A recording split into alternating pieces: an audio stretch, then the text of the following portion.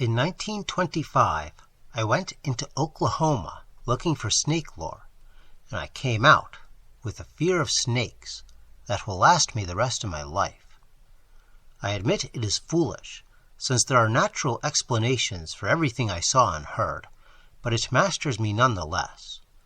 If the old story had been all there was to it, I would not have been so badly shaken. My work as an American Indian ethnologist has hardened me to all kinds of extravagant legendry, and I know that simple white people can beat the Redskins at their own game when it comes to fanciful inventions. But I can't forget what I saw with my own eyes at the insane asylum in Guthrie. I called at that asylum because a few of the oldest settlers told me I would find something important there. Neither Indians nor white men would discuss the snake god legends I had come to trace. The oil boom newcomers, of course, knew nothing of such matters, and the redmen and old pioneers were plainly frightened when I spoke of them. Not more than 6 or 7 people mentioned the asylum, and those who did were careful to talk in whispers. But the whisperers said that Dr. McNeil could show me a very terrible relic and tell me all I wanted to know. He could explain why Yig, the half-human father of serpents, is a shunned and feared object in central Oklahoma, and why old settlers shiver at the secret Indian orgies which make the autumn days and nights hideous with the ceaseless beating of tom-toms in lonely places. It was with the scent of a hound on the trail that I went to Guthrie, for I had spent many years collecting data on the evolution of serpent worship among the Indians. I had always felt, from well-defined undertones of legend and archaeology, the great Quetzalcoatl, benign snake god of the Mexicans, had an older and darker prototype, and during recent months I had well-nigh proved it in a series of researches stretching from Guatemala to the Oklahoma plains. But everything was tantalizing and incomplete, for above the border the cult of the snake was hedged about by fear and furtiveness. Now it appeared that a new and copious source of data was about to dawn, and I sought the head of the asylum with an eagerness I did not try to cloak. Dr. McNeil was a small, clean-shaven man of somewhat advanced years, and I saw at once from his speech and manner that he was a scholar of no mean attainments in many branches outside his profession. Grave and doubtful when I first made known my errand, his face grew thoughtful as he carefully scanned my credentials and the letter of introduction which a kindly old ex-Indian agent had given me. "So, you've been studying the Yig legend, eh?" he reflected sententiously. "I know that many of our Oklahoma ethnologists have tried to connect it with Quetzalcoatl, but I don't think any of them have traced the intermediate steps so well. You've done remarkable work for a man as young as you seem to be, and you certainly deserve all the data we can give. I don't suppose old Major Moore or any of the others told you what it is I have here. They don't like to talk about it, and neither do I. It is very tragic and very horrible, but that is all. I refuse to consider it anything supernatural. There is a story about it that I'll tell you after you see it, a devilish sad story, but one that I won't call magic. It merely shows the potency that belief has over some people. I'll admit there are times when I feel a shiver that's more than physical, but in daylight I set all that down to nerves. I'm not a young fellow anymore, alas. To come to the point, the thing I have is what you might call a victim of Yig's curse, a physically living victim. We don't let the bulk of the nurses see it, although most of them know it's here. There are just 2 steady old chaps whom I let feed it and clean out its quarters. Used to be 3, but good old Stevens passed on a few years ago.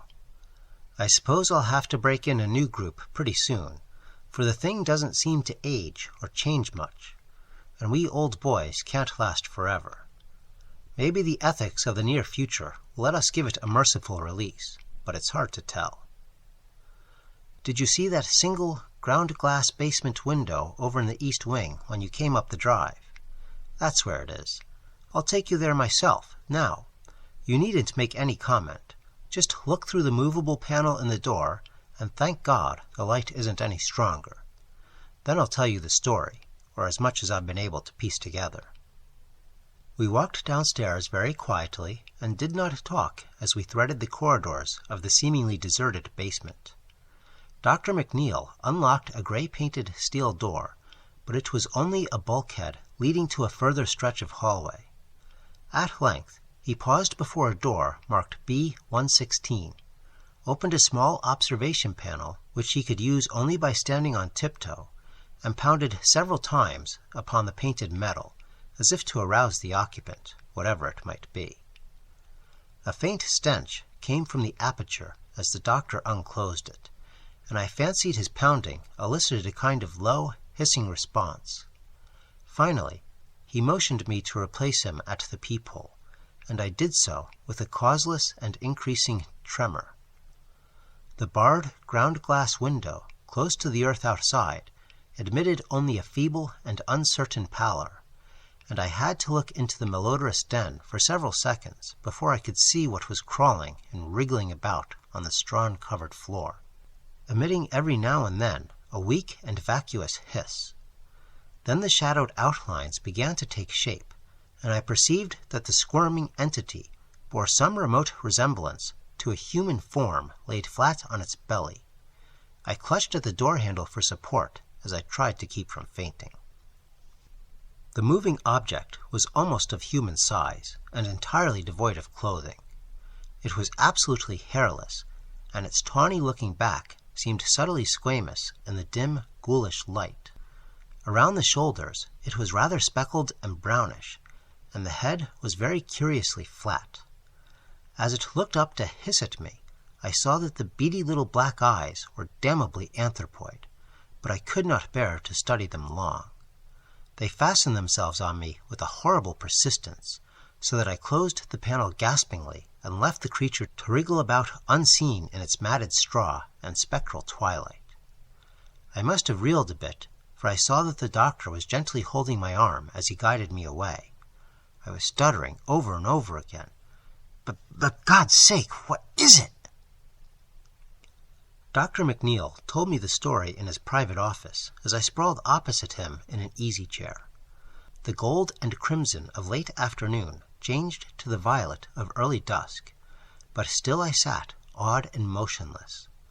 I resented every ring of the telephone and every whir of the buzzer, and I could have cursed the nurses and interns whose knocks now and then summoned the doctor briefly to the outer office.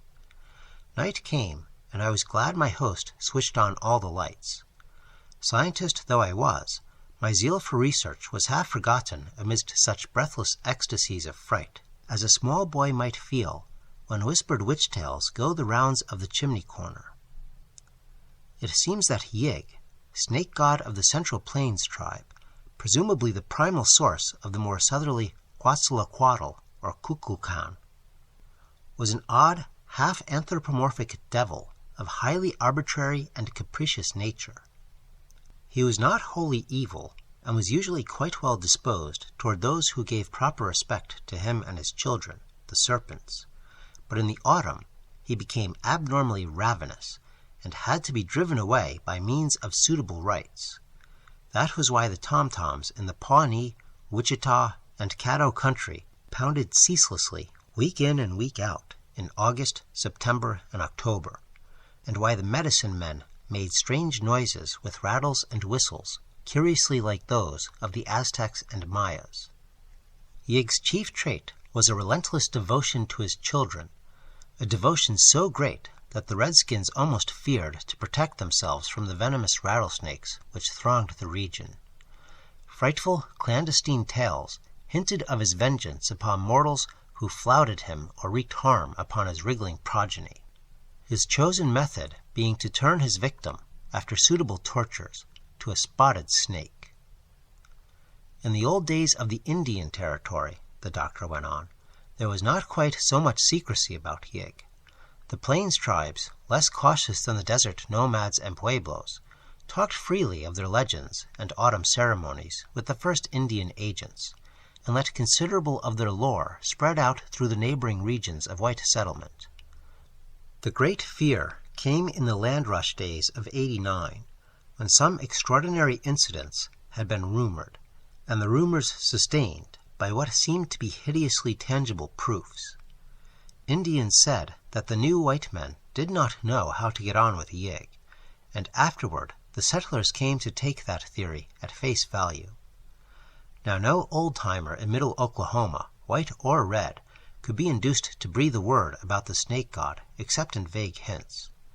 Yet after all, the doctor added, with almost needless emphasis, the only truly authenticated horror had been a thing of pitiful tragedy rather than of bewitchment. It was all very material and cruel, even that last phase which had caused so much dispute. Dr. McNeil paused and cleared his throat before getting down to his special story, and I felt a tingling sensation as when a theater curtain rises. The thing had begun when Walker Davis and his wife Audrey left Arkansas to settle the newly opened public lands in the spring of 1889, and the end had come in the country of the Wichitas, north of the Wichita River, in what is at present Caddo County. There is a small village called Binger there now, and the railway goes through, but otherwise the place is less changed than other parts of Oklahoma. It is still a section of farms and ranches, quite productive in these days, since the great oil fields do not come very close. Walker and Audrey had come from Franklin County in the Ozarks, with a canvas-topped wagon, 2 mules, an ancient and useless dog called Wolf, and all their household goods. They were typical hill folk, youngish, and perhaps a little more ambitious than most, and looked forward to a life of better returns for their hard work than they had had in Arkansas. Both were lean, raw-boned specimens, the man tall, sandy, and gray-eyed, and the woman short and rather dark, with a black straightness of hair suggesting a slight Indian admixture. In general, there was very little distinction about them, and but for one thing, their annals might not have differed from those of thousands of other pioneers who flocked into the new country at that time. That thing was Walker's almost epileptic fear of snakes, which some laid to prenatal causes, and some said came from a dark prophecy about his end, with which an old Indian squaw had tried to scare him when he was small. Whatever the cause, the effect was marked indeed, for despite his strong general courage, the very mention of a snake would cause him to grow faint and pale, while the sight of even a tiny specimen would produce a shock, sometimes bordering on a convulsion seizure. The Davises started out early in the year in the hope of being on their new land for the spring plowing. Travel was slow, for the roads were bad in Arkansas, while in the territory there were great stretches of rolling hills and red, sandy barrens without any roads whatever. As the terrain grew flatter, the change from their native mountains depressed them more, perhaps, than they realized. But they found the people at the Indian agencies very affable, while most of the settled Indians seemed friendly and civil. Now and then they encountered a fellow pioneer with whom crude pleasantries and expressions of amiable rivalry were generally exchanged. Owing to the season, there were not many snakes in evidence, so Walker did not suffer from a special temperamental weakness. In the early stages of the journey, too, there were no Indian snake legends to trouble him, for the transplanted tribes from the southeast do not share the wilder beliefs of their western neighbors. As fate would have it, it was a white man at Ocmulgee in the Creek country who gave the Davises the first hint of Yig beliefs, a hint which had a curiously fascinating effect on Walker, and caused him to ask questions very freely after that. Before long, Walker's fascination had developed into a bad case of fright. He took the most extraordinary precautions at each of the nightly camps, always clearing away whatever vegetation he found, and avoiding stony places whenever he could.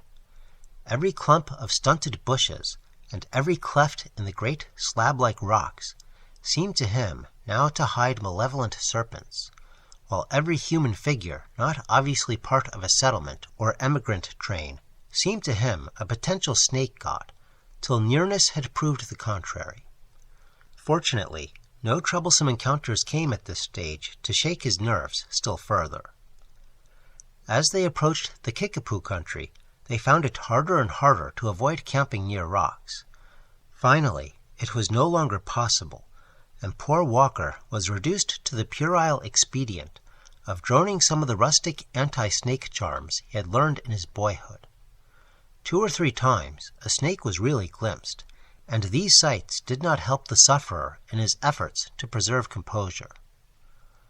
On the 22nd evening of the journey, a savage wind made it imperative, for the sake of the mules, to camp in as sheltered a spot as possible, and Audrey persuaded her husband to take advantage of a cliff which rose uncommonly high above the dried bed of a former tributary of the Canadian River. He did not like the rocky cast of the place, but allowed himself to be overruled this once, leading the animals sullenly toward the protecting slope, which the nature of the ground would not allow the wagon to approach. Audrey, examining the rocks near the wagon, meanwhile noticed a singular sniffing on the part of the feeble old dog. Seizing a rifle, she followed his lead, and presently thanked her stars that she had forestalled Walker in her discovery. For there, snugly nestled in the gap between 2 boulders, was a sight it would have done him no good to see. Visible only as one convoluted expanse, but perhaps comprising as many as 3 or 4 separate units, was a mass of lazy wriggling, which could not be other than a brood of newborn rattlesnakes. Anxious to save Walker from a trying shock, Audrey did not hesitate to act, but took the gun firmly by the barrel and brought the butt down again and again upon the writhing objects. Her own sense of loathing was great, but it did not amount to a real fear. Finally, she saw that her task was done, and turned to cleanse the improvised bludgeon in that red sand and dry dead grass nearby. She must, she reflected, cover the nest up before Walker got back from tethering the mules. Old Wolf, tottering relic of mixed shepherd and coyote ancestry that he was, had vanished, and she feared he had gone to fetch his master. Footsteps at that instant proved her fear well-founded. A second more, and Walker had seen everything. Audrey made a move to catch him if he should faint, but he did no more than sway. Then the look of pure fright on his bloodless face turned slowly to something like mingled awe and anger, and he began to upbraid his wife in trembling tones. "God's sake, Aud, but why'd you go forth to do that? Hain't you heard all the things they'd been telling about this snake devil Yig? You'd ought to ha' told me, and we'd ha' moved on. Don't you know they's a devil god what gets even if you hurts his children? What for do you think the Injuns all dances and beats their drums in the fall about? This land's under a curse, I tell ye. Nigh every soul we've a talked to since we came in said the same. Yig rules here, and he's a come out every fall for to get his victims and turn 'em into snakes. Why, Aud, they won't none of them Injuns across the Canadian kill a snake for love nor money. God knows what you done to yourself, gal, stomping out a whole brood of Yig's children. He'll get you, sure, sooner or later, unless I can buy a charm offen some Injun medicine man. He'll get you, Aud, and sure as there's a God in heaven, he'll come out of the night and turn you into a crawling spotted snake."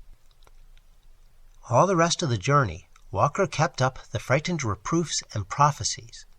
They crossed the Canadian near Newcastle, and soon afterward met with the first of the real Plains Indians they had seen, a party of blanketed Wichitas, whose leader talked freely under the spell of the whiskey offered him, and taught poor Walker a long-winded protective charm against Yig, in exchange for a quart bottle of the same inspiring fluid.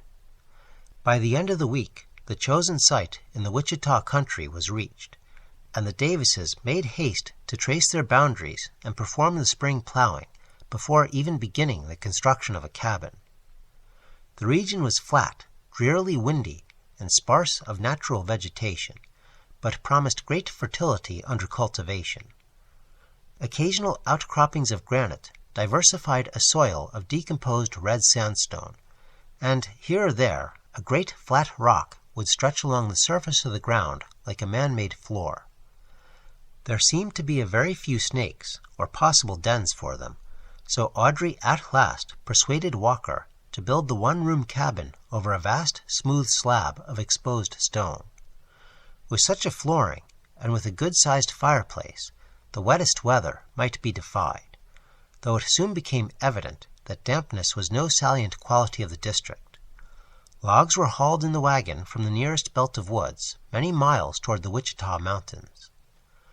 Walker built his wide-chimneyed cabin and crude barn with the aid of some of the other settlers, though the nearest was over a mile away.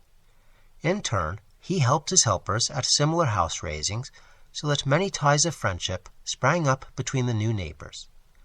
There was no town worthy of the name nearer than El Reno, on the railway 30 miles or more to the northeast, and before many weeks had passed, the people of the section had become very cohesive despite the wideness of their scattering. The Indians, a few of whom had begun to settle down on ranches, were for the most part harmless, though somewhat quarrelsome when fired by the liquid stimulation which found its way to them despite all government bans. Of all the neighbors, the Davises found Joe and Sally Compton, who likewise hailed from Arkansas, the most helpful and congenial.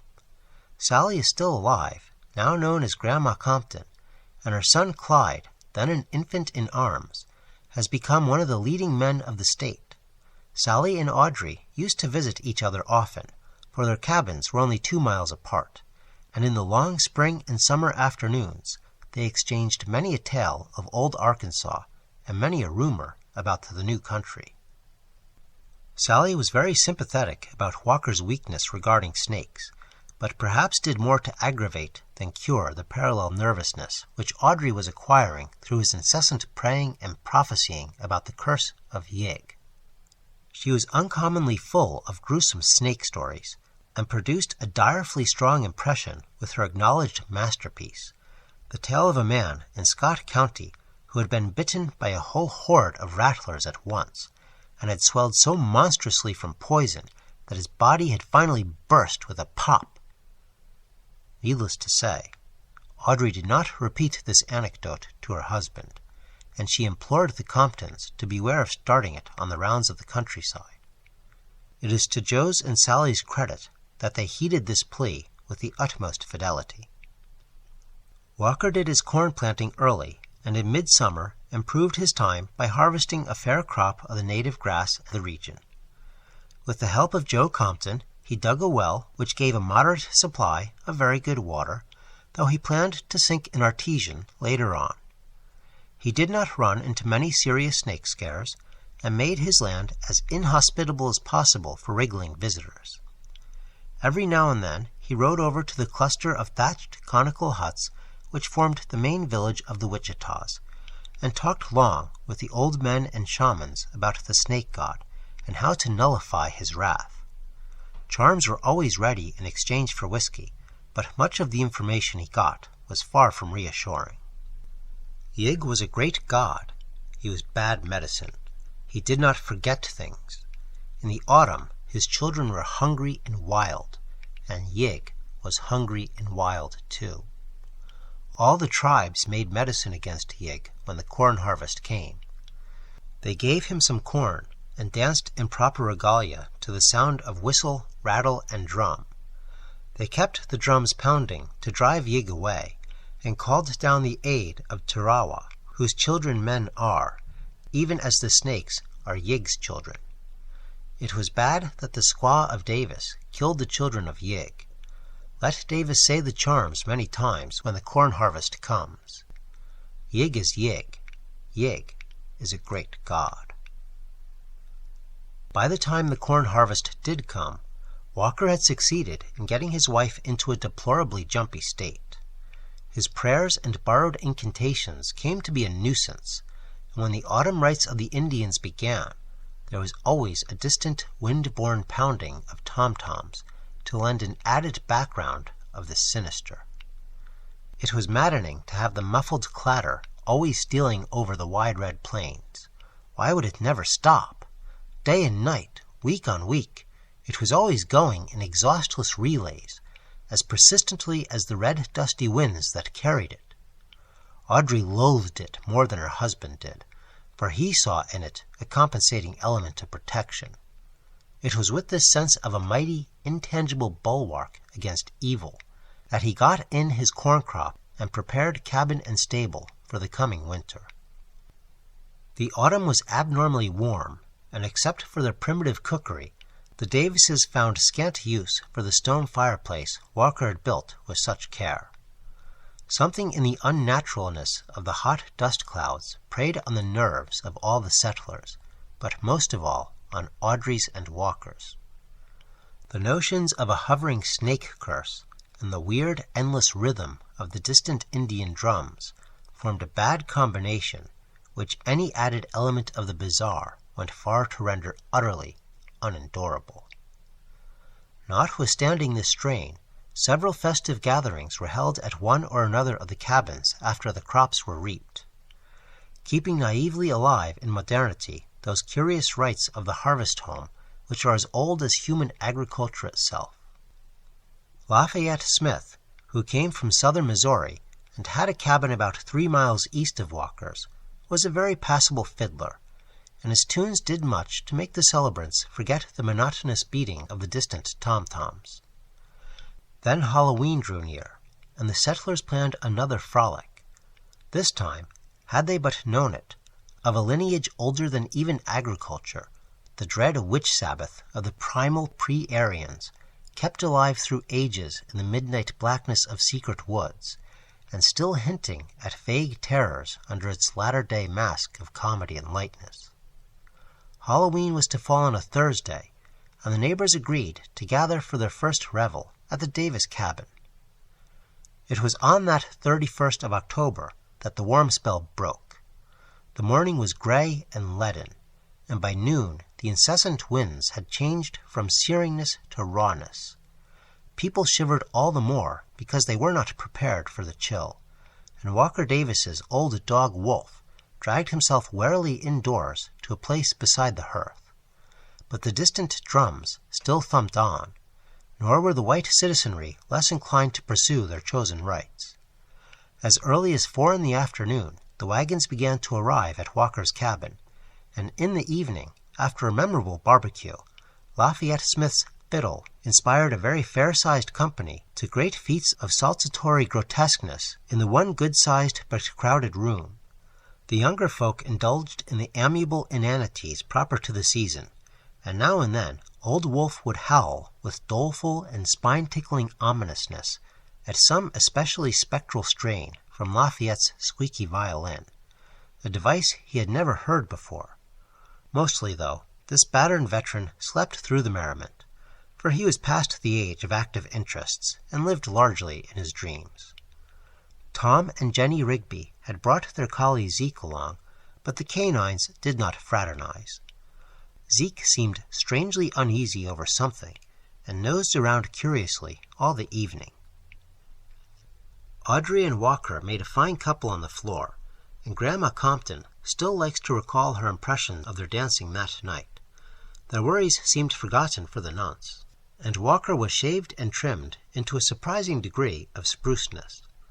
By 10 o'clock, all hands were healthily tired, and the guests began to depart family by family, with many handshakings and bluff assurances of what a fine time everybody had had. Tom and Jenny thought Zeke's eerie howls as he followed them to their wagon were marks of regret at having to go home, though Audrey said it must be the faraway tom-toms which annoyed him, for the distant thumping was surely ghastly enough after the merriment within. The night was bitterly cold, and for the first time Walker put a great log in the fireplace and banked it with ashes to keep it smoldering till morning. Old Wolf dragged himself within the ruddy glow and lapsed into his customary coma. Audrey and Walker, too tired to think of charms or curses, tumbled into the rough pine bed and were asleep before the cheap alarm clock on the mantel had ticked out 3 minutes. And from far away, the rhythmic pounding of those hellish tom-toms still pulsed on in the chill night wind. Dr. McNeil paused here and removed his glasses, as if a blurring of the objective world might make the reminiscent vision clearer. "You'll soon appreciate," he said, "that I had a great deal of difficulty in piecing out all that happened after the guests left. There were times, though, at first, when I was able to make a try at it." After a moment of silence, he went on with the tale. Audrey had terrible dreams of Yig, who appeared to her in the guise of Satan, as depicted in cheap engravings she had seen. It was indeed from an absolute ecstasy of nightmare that she started suddenly awake to find Walker already conscious and sitting up in bed. He seemed to be listening intently to something, and silenced her with a whisper when she began to ask what had roused him. "Hark, Aud," he breathed. "Don't you hear something a-singing and buzzing and rustling? Do you reckon it's the fall crickets?" Certainly there was distinctly audible within the cabin such a sound as he had described. Audrey tried to analyze it, and was impressed with some element at once horrible and familiar, which hovered just outside the rim of her memory. And beyond it all, waking a hideous thought, the monotonous beating of the distant tom-toms came incessantly across the black plains on which a cloudy half-moon had set. "Walker, suppose it's the curse of Yig." She could feel him tremble. "No, gal, I don't reckon he comes that-a-way. He's shaping like a man, except you look at him clost. That's what Chief Gray Eagle says. This here's some varmints coming in out of the cold. Not crickets, I calculate, but something like 'em. I oughter get up and stomp 'em out afore they make much headway or get at the cupboard." He rose, felt for the lantern that hung within easy reach, and rattled the tin matchbox nailed to the wall beside it.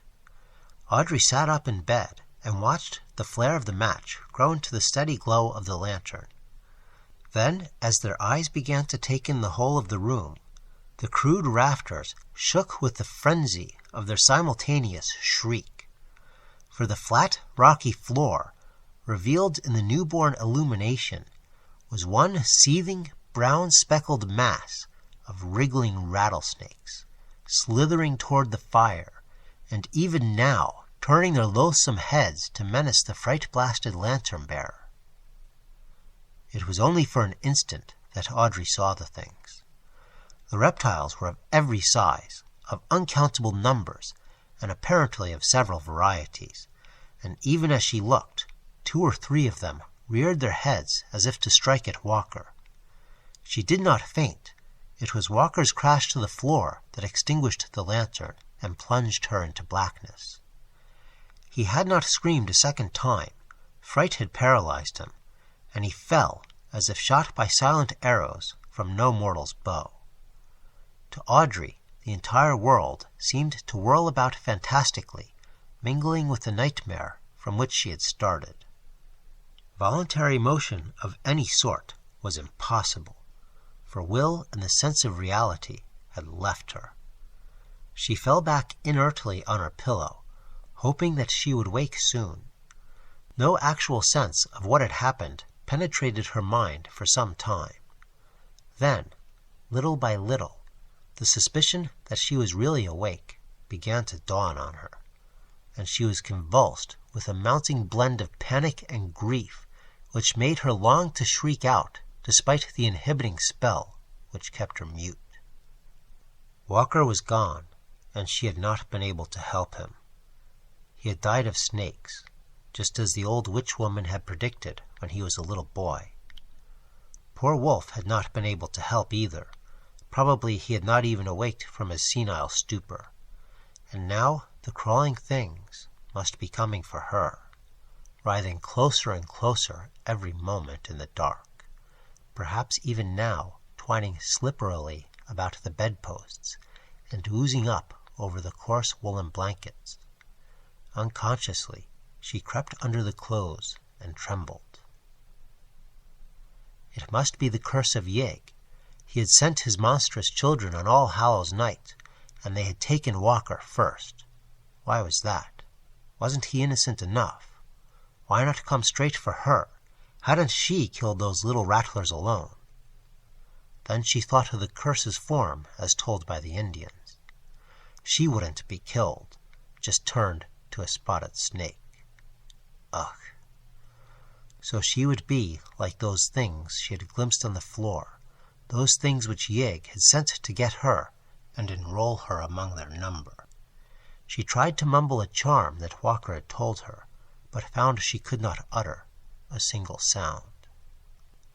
The noisy ticking of the alarm clock sounded above the maddening beat of the distant tom-toms. The snakes were taking a long time. Did they mean to delay on purpose, to play on her nerves? Every now and then she thought she felt a steady, insidious pressure on the bedclothes, but each time it turned out to be only the automatic twitchings of her overwrought nerves.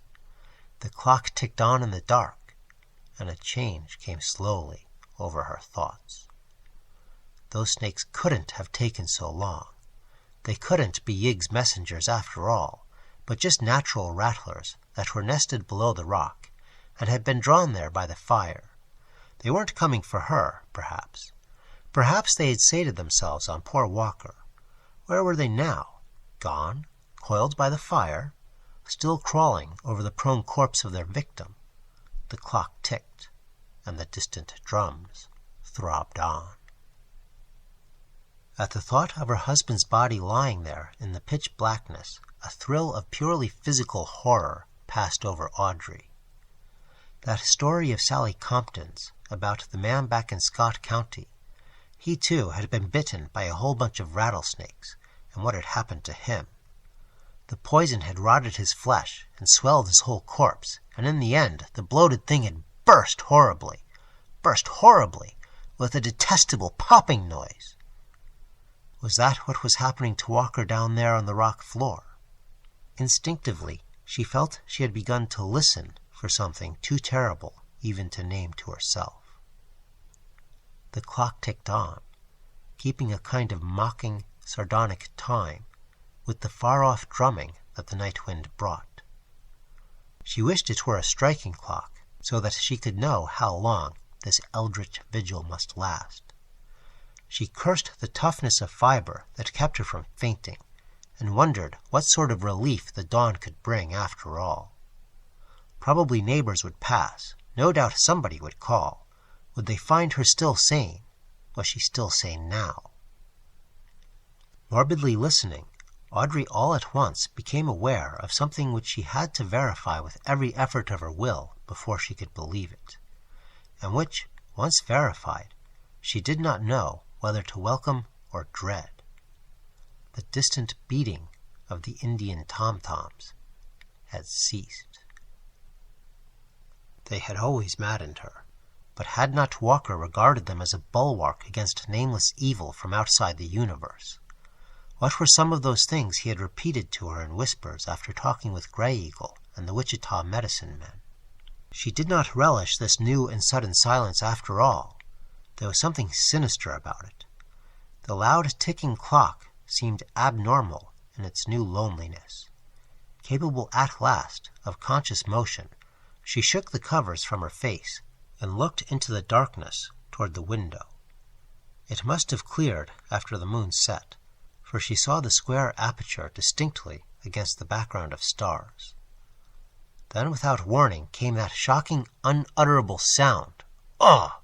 That dull, putrid pop of cleft skin and escaping poison in the dark. God, Sally's story! That obscene stench! And this gnawing, clawing silence. It was too much.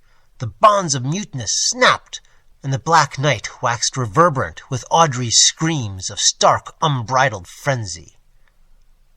Consciousness did not pass away with the shock. How merciful if only it had. Amidst the echoes of her shrieking, Audrey still saw the star-sprinkled square of window ahead, and heard the doom-boding ticking of that frightful clock. Did she hear another sound? Was that square window still a perfect square? She was in no condition to weigh the evidence of her senses, or distinguish between fact and hallucination. No, that window was not a perfect square. Something had encroached on the lower edge. Nor was the ticking of the clock the only sound in the room. There was, beyond dispute, a heavy breathing, neither her own nor poor Wolf's. Wolf slept very silently, and his wakeful wheezing was unmistakable.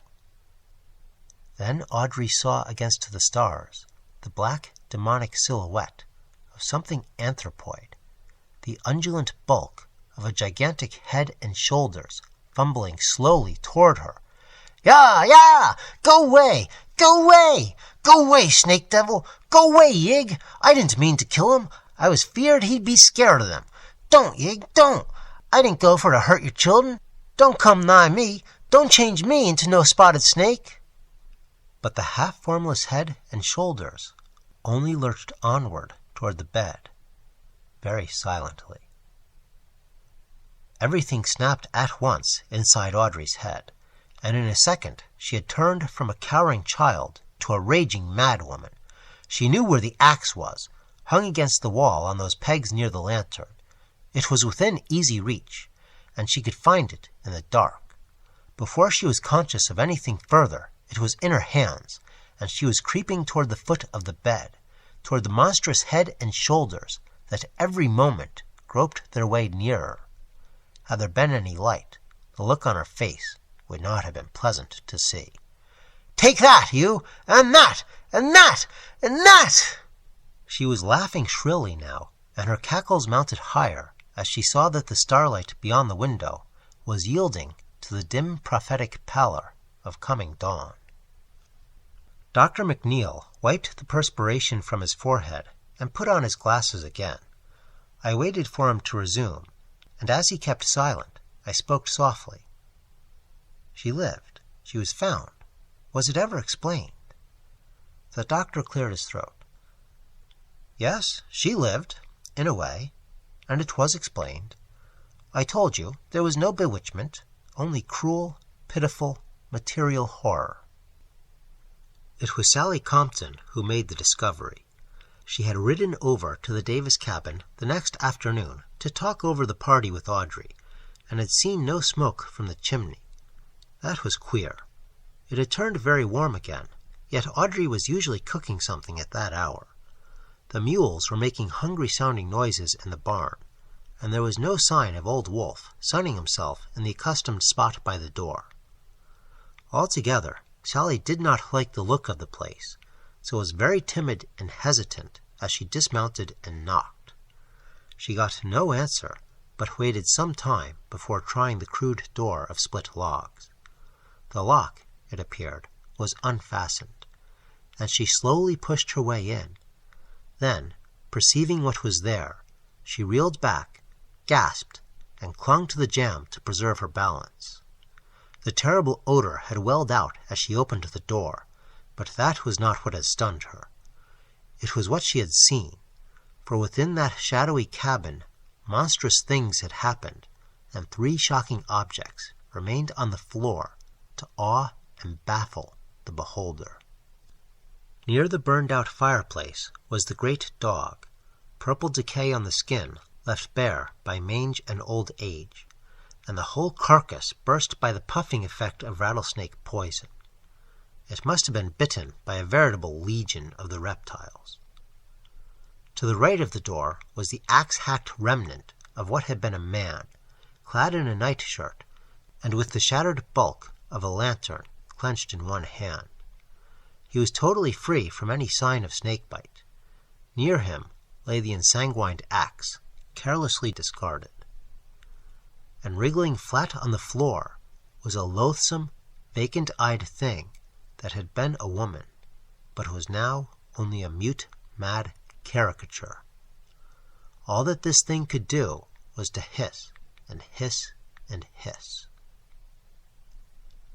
Both the doctor and I were brushing cold drops from our foreheads by this time. He poured something from a flask on his desk, took a nip, and handed another glass to me. I could only suggest tremulously and stupidly. So Walker had only fainted that first time. The screams roused him, and the axe did the rest.